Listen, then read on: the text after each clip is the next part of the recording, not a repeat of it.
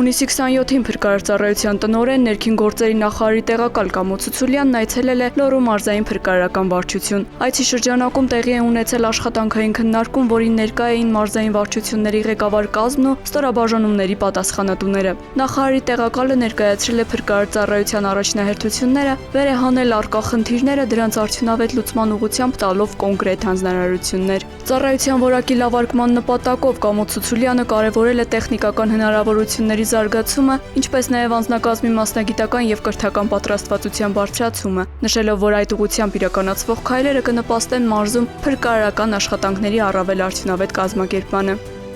Հնարավոր մարտահրավերներին արդյունավետ դիմակայելու կարողությունները բարձրացնելու նպատակով անցկացվել է հրամանատարաշտաբային ուսումնավարժանք։ Ռազմական դրության ժամանակ Լոռու մարզի քաղաքացիական պաշտպանության ղեկավար կազմի գործողությունների խաղարկմամբ։ Վարժանքի նպատակն էր գնահատել ծառայողների օպերատիվ արձագանքման եւ փոխգործակցության ունակությունները։ Երկփուլ ուսումնավարժության առաջին հատվածում խաղարկվել է մարզպետի աշխատակազմի գործունեության անցումը ռազմական դրության ռեժիմին։ Հստակեցվել են քաղաքացիական պաշտպանության ղեկավար կազմը եւ նրանց գործառույթների շրջանակը։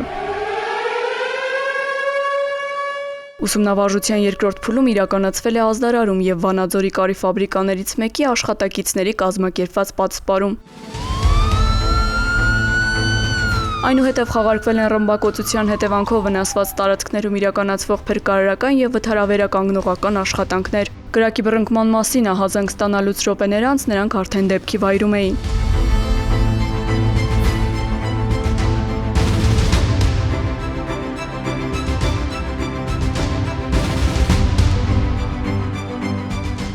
Հրշեջ փրկարարական գործողությունների եւ համապատասխան տեխնիկական միջոցների կիրառմամբ հրդեհը մարվեց կարճ ժամանակում եւ կանխվեց դրա տարածումն ու հնարավոր այլ հետևանքները։ Վարժանքի կարևոր հատվածներից էր տուժածների տարհանումը բարձրահարկ շենքից։ Կիրառելով պարանային հատուկ տեխնիկա, փրկարարները հաջողությամբ իջեցրին տուժածին վերնահարկից, ցուցադրելով իրենց գործնական պատրաստվածությունը, համակարգված աշխատանքն ու արագ կողմնորոշվելու կարողությունը։ Ուսումնավարժանքին ներգրավված էին նաև ոստիկանության շտապօգնության աշխատակիցներ, գազի եւ էլեկտրոէներգիայի մատակարարմամբ զբաղվող ընկերությունների վթարային խմբեր։ Ուսումնավարժությունը եւս մեկ անգամ փաստեց, որ պատշաճ համակարգվածության, պատրաստված անձնակազմի եւ արդյունավետ փոխգործակցության շնորհիվ հնարավոր է դիմագրավել նույնիսկ ամենաբարդ ճգնաժամերին, ապահովելով բնակչության անվտանգությունն ու պաշտպանվածությունը։